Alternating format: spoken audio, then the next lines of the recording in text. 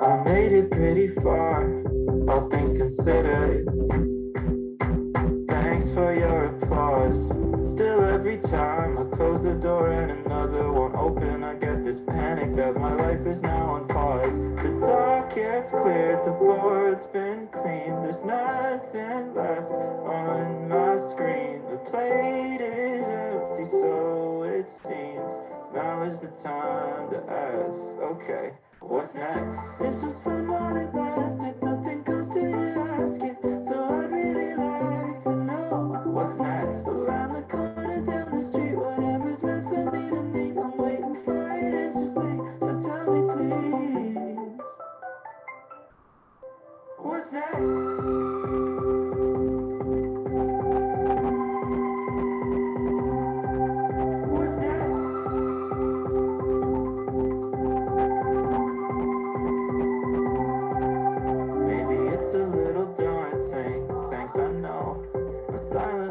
Taunting me and I'd like it to go. Oh, see, I could be 103 and still moving slow, full of promise and potential till my eyes finally close. But I got time, got years and years, work to do, but I got fears and there's a ringing in my ears. So still I gotta ask, okay, what's next? This was fun while it lasted, nothing comes to you asking. So I really like to know what's next. Around the corner, down the street, whatever's meant for me to meet. I'm waiting for it anxiously, so tell me please, what's next?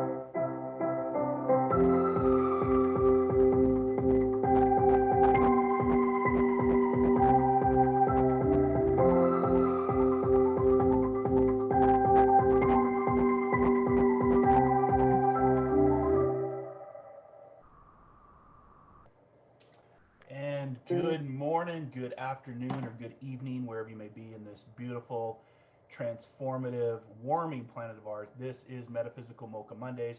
I am your host, Marc Lainhart, the Intuitive Prospector, here for another Mocha Monday, Monday mornings at 8 a.m. Pacific Standard Time, 11 a.m. Eastern Standard Time, where we have a cup of coffee or a cup of tea, whatever is your liking, and we discuss things of what's going on in the world, consciousness, encouragement, inspirations, motivations. This morning, we're going to talk about equanimity, as far as with everything that's going on in the world, how do we find balance and how do we find compassion with everything that is taking place. So before we do that, we like to move into what I call the magic of the moment. So just take a nice deep breath with me this morning. Just clear your mind, clear your thoughts, let go of the past. Don't think about the future, because neither one is guaranteed, or you can't, go and change it or go out and grab it right away. So all you have is the magic in the moment. And we're also going to do a little bit of a breathing exercise, what I call even flow. It's a Qigong exercise. It's something that I do in the mornings with my workouts, with my meditations. And I think a lot of us could benefit from a little bit of even flow in balance. So take a nice deep breath. Grab your coffee, grab your tea. We'll get into the Healing Cafe here in about 20 minutes or so. Next week, I'll have a special guest joining me in the Healing Cafe.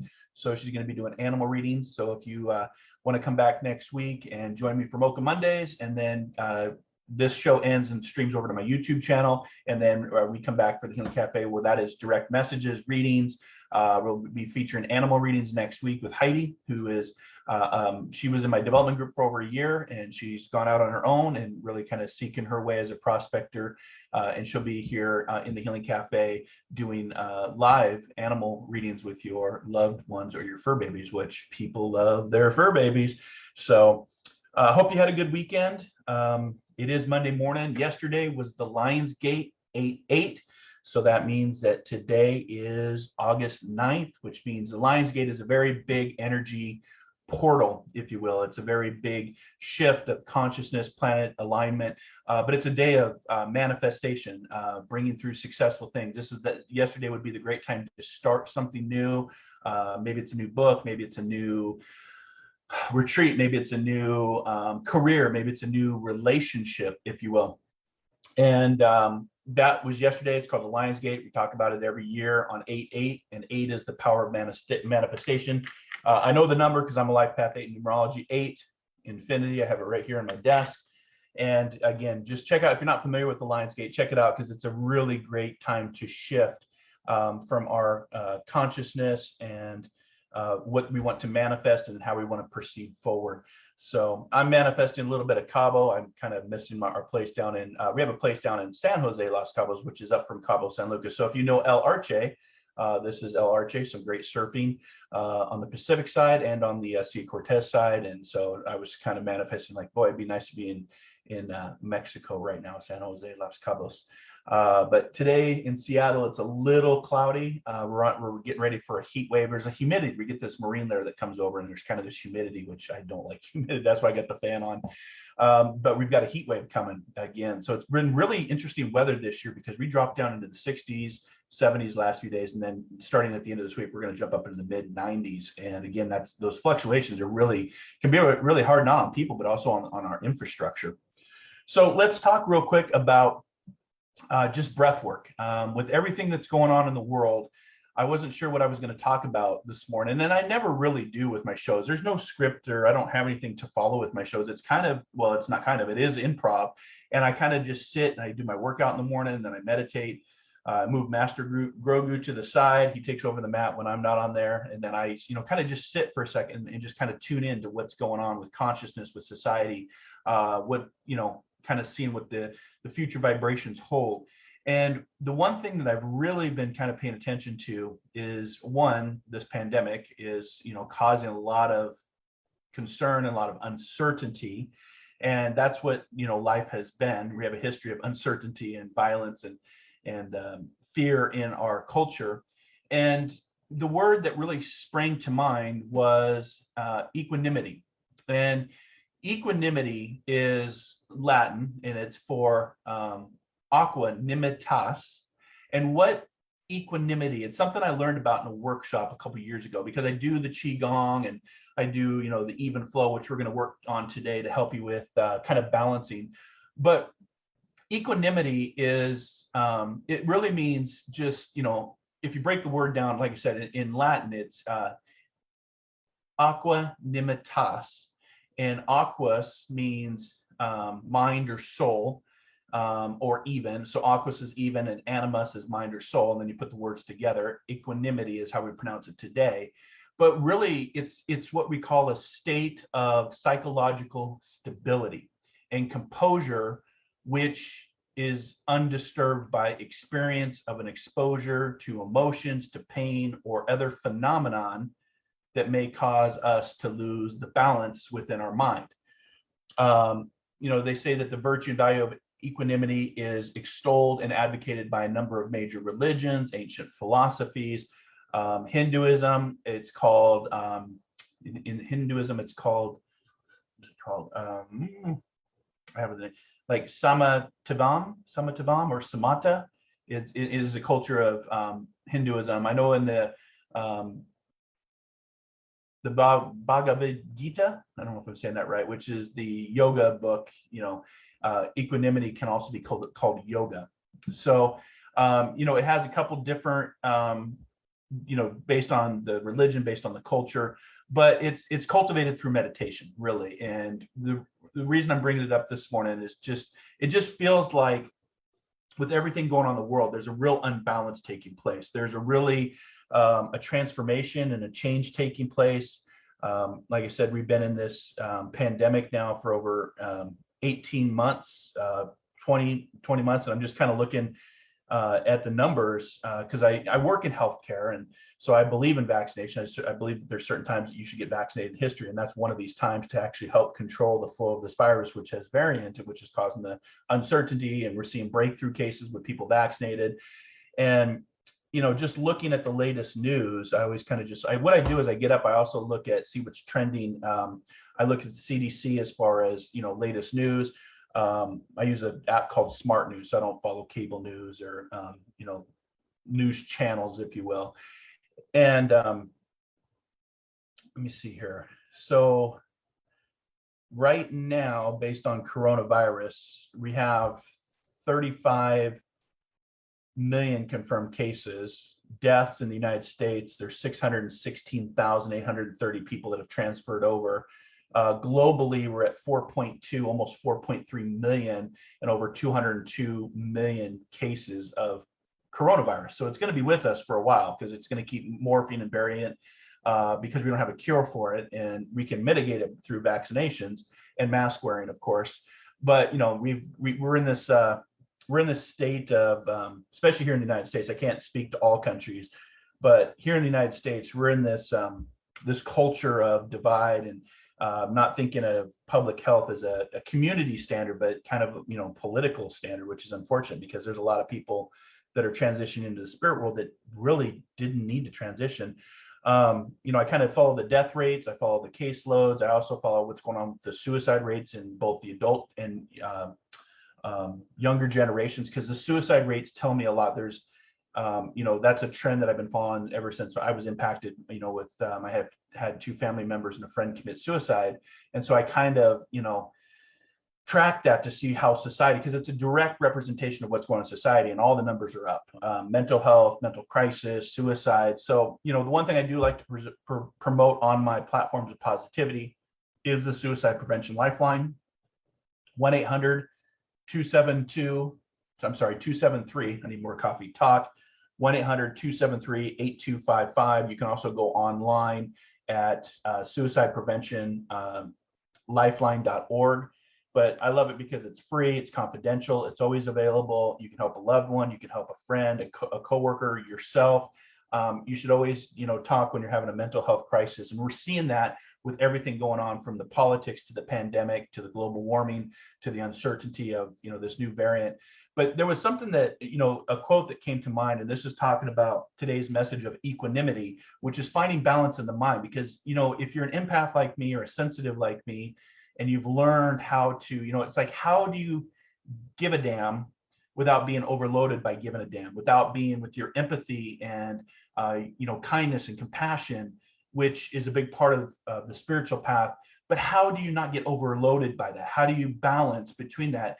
And, knowing that you can hold space for another, but you don't have to be caught up in the drama or the minutia or the fear or the worry of what's going on, and just hold space for that person. And, it's a quote from Isaac Asimov. He said, "There's a cult of ignorance in the United States, and there always has been. The strain of anti-intellectualism has been a constant thread winding its way through our political and cultural life, nurtured by the false notion that democracy means that my ignorance is just as good as your knowledge." And when I thought about that, I thought, yeah, that really is, and this cult of ignorance has stemmed from the first Civil War.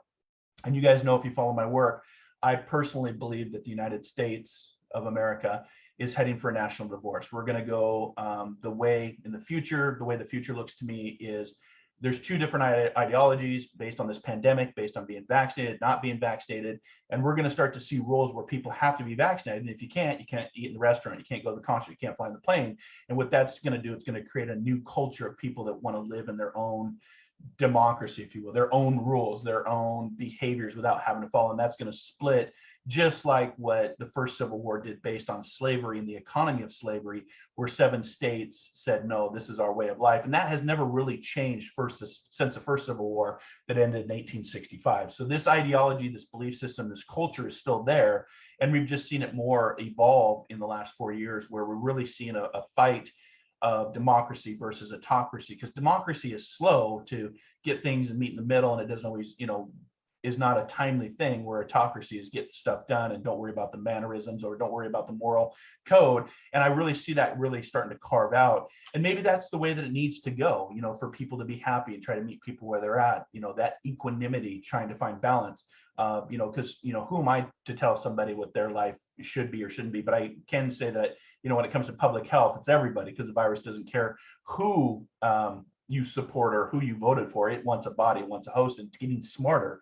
And until there's a cure, and there's no cure to date, and a lot of our viruses don't have cures, this is where we really start to, need to move into science and facts and get away from misinformation and propaganda and conspiracy theories, because that's actually it's literally causing now people to transition to the spirit world and die. Like I said, almost 4.3 million. I had estimated that there would be close to 1 million people in the United States when this is all said and done.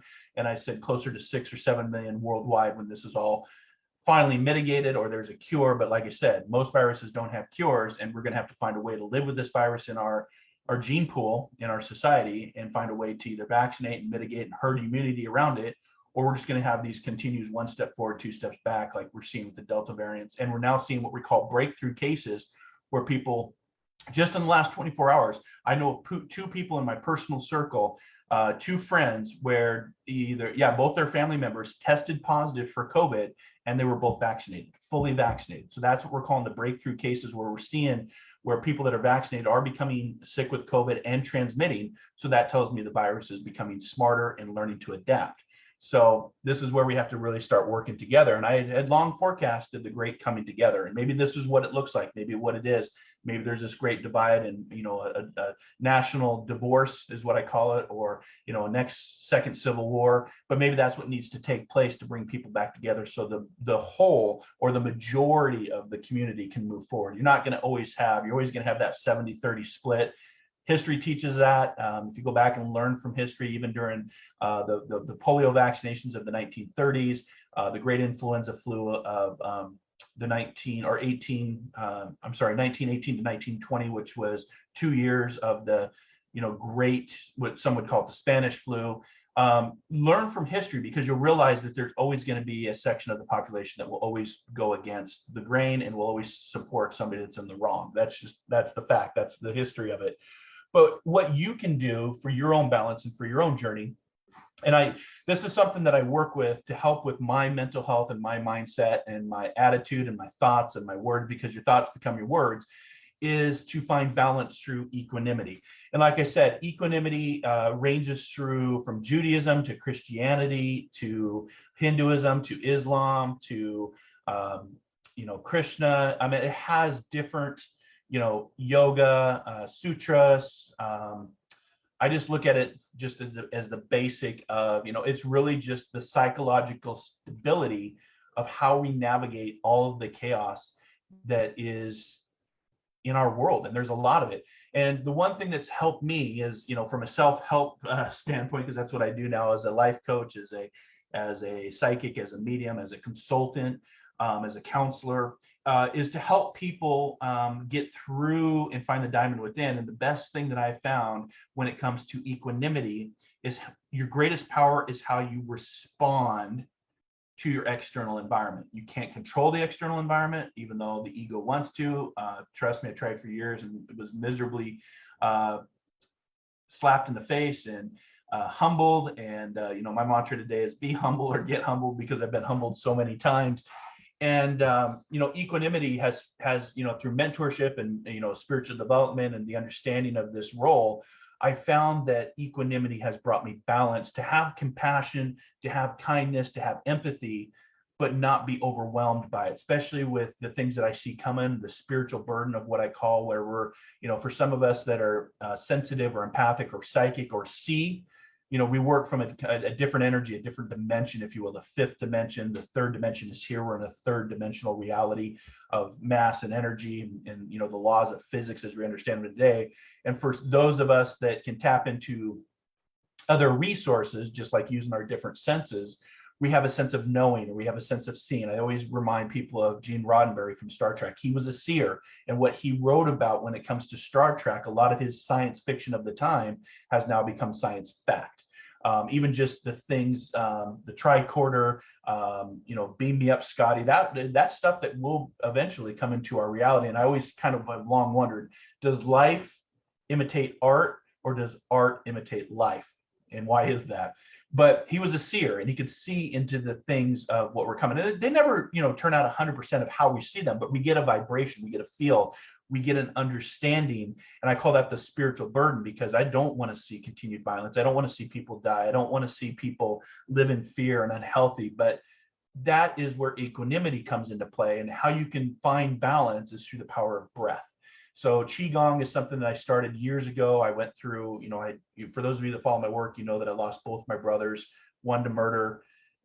3 days later, my older brother was diagnosed with terminal brain cancer. And then my father-in-law at the same time was passing from multiple sclerosis. So those 3 events, including 5 trials of the people that murdered my brother, I didn't know how to cope. I didn't know how to find balance. And so I started to look at grieving counseling, biofeedback, acupuncture, hypnotherapy, being on a lot of, at the time I was on Paxil, which was kind of just like you just kind of walked around like a zombie because you just didn't know how to cope. I didn't know how to function within my brain. And there's probably some PTSD associated with that. Now that's been 20 years ago, and I have grown and transformed from that. But the power of breath through the biofeedback sessions, where I really started to realize how I can calm myself down. So one of the things that you can do to bring in equanimity, which is that balance of your mind, the psychological, mindset of balance, if you will.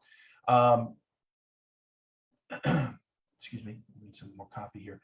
The equanimity, like I said, is something I learned about, but it's that psychological stability, and it's the composure, which in an undisturbed, it's undisturbed based on experience or exposure to your emotions, to your pain, or any other external phenomenon that's impacting you at your time. So a lot of times what I do is I activate my chi, or my energy. Qigong is the study of energy, or life force energy.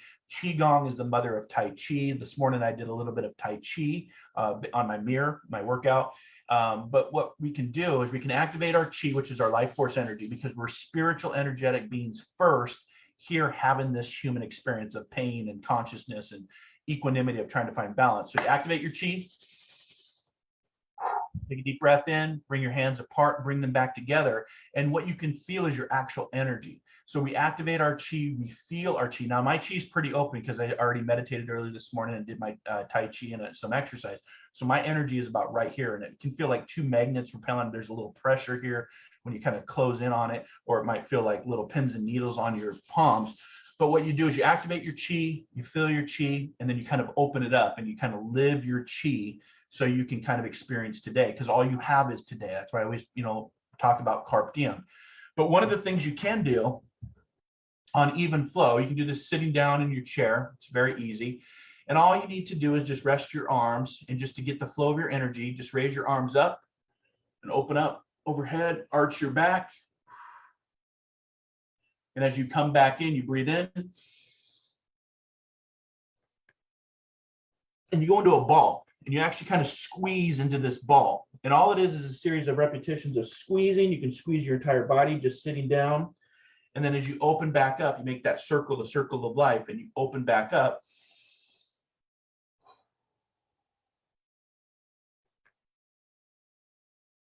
And it's just a series of even flow of opening up your body, closing your body and tensing. And when you open up, you're inhaling. When you're coming back and contracting, you're exhaling. So doing that, it actually calms the mind. It starts to heat up. I get really hot doing it, to be honest with you. It's just because you're attracting energy. And when you have a lot of energy and electricity flowing through your system, it also opens up your blood flow. It opens up the nerves to allow more blood flow to actually go in, which helps the mind, which helps the brain, which helps the heart. And you're not even really, it's a form of exercise, but it's a breath, body, mind exercise, really. So you activate your chi, you feel your chi, you live your chi, And then you just kind of sit and you open up. Then you come back together, tense up, arch your back, make your circle, open up.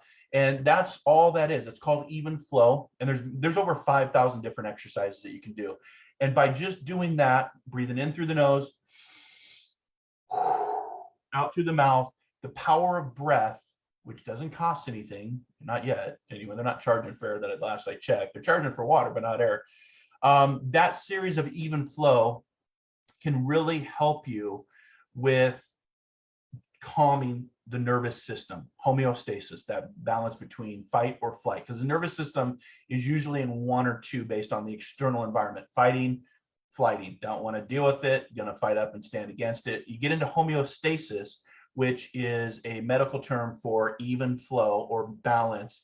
Equanimity can start to be triggered by calming the mind, and then your choices and your responses change based on your mindset, and your mind also dictates your words and what your words become. So equanimity is a spiritual practice. It's something that's helped me on my journey to help me with the psychological stability and composure for, when I'm experiencing, like I said, these emotions, these pains, these other phenomenons in life.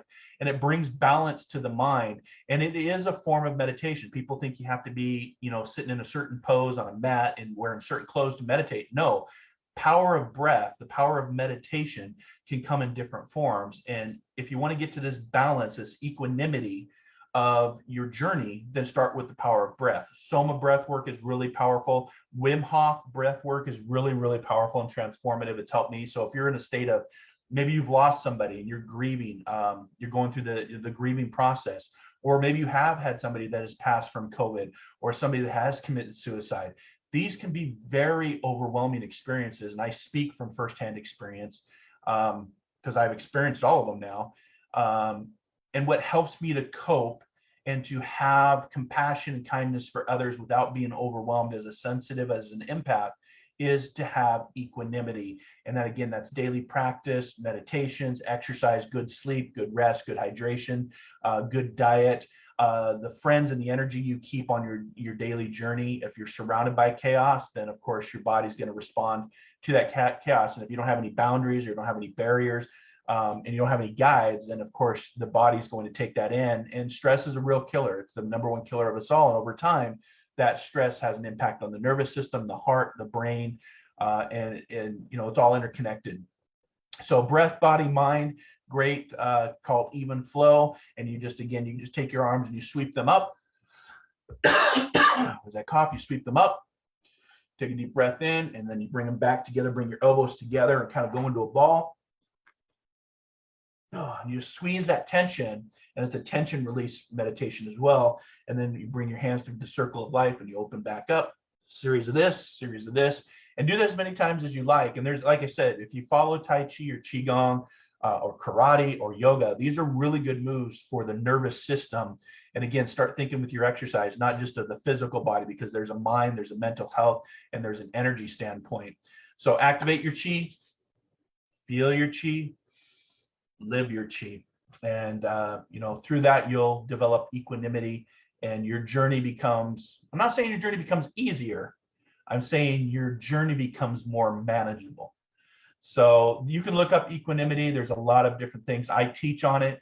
I know just from what I do with my equanimity for balance and mindset, it literally is taking calm without breaking down. Equanimity for me refers to just emotional calmness in a balance of times and stress. And it's something that I had to learn during great traumas and tragedies, or the TNT, or what I call it today, the TNT that literally blew my life up and changed my course direction and changed who I am today and the work that I do today. So I hope that helps. I hope that you find your equanimity today. We're going to get ready for the Healing Cafe. Good morning to my team. I hope you're ready for a fantastic Healing Cafe. Again, you can join me in the Healing Cafe. I'll be back here in about a minute or so. I may have to top off my coffee. And that's where I have direct chats with you. You may have a question on today's topic of equanimity. You may have, you may want some guidance and inspiration for the week. So join us over in the Healing Cafe. Make sure, if you haven't liked the Intuitive Prospector page, make sure to like, subscribe, share, contribute. I work with my top fans first and my star senders second. and of course, then everybody else that's in the queue if I have time. But we'll get ready for that Healing Cafe. And again, I hope that you find your balance. I hope you find your equanimity. And again, there's a lot going on in our world, and there's more to come. It's not going to stop, guys. There's more to come, and it's about how you navigate through the many pathways that life throws at us. And I guarantee you, through the power of breath, through the power of meditation, through the power of exercise, Qigong, Tai Chi, yoga, you will find your equanimity and you will find your balance in your brain. So mind, body, or breath, body, mind is really, really important and really healthy for the journey and your mental health. So stay safe out there, stay positive, stay in that high vibration, stay in love and kindness and compassion. And until our next soul adventure together, dare to dream, dare to explore, dare to live, and discover that diamond within. I'll see you guys over in the Healing Cafe or over on my YouTube channel. Have a great rest of your day. Namaste. One planet, 7.3 billion people, only one you. Life offers us many opportunities and learning experiences. Are you ready to explore and discover this beautiful planet, the life and energy all around us, the spiritual world, and what is unseen, along with your own personal soul adventure? Marc Lainhart, the Intuitive Prospector, is the spiritual connection you have been prospecting for. Internationally known as a tested and professional clairvoyant medium and spiritual advisor, Marc's work as a metaphysical teacher, medical instructor, radio show host, inspirational writer, and hiking guide are here to help you on a journey of self-discovery, healing, inspiration, education, and a whole lot of spiritual awesomeness. Dare to dream, dare to explore, dare to live. For more information on Marc's spiritual practice in Seattle, Washington, please visit marclainhart.com or internet search The Intuitive Prospector.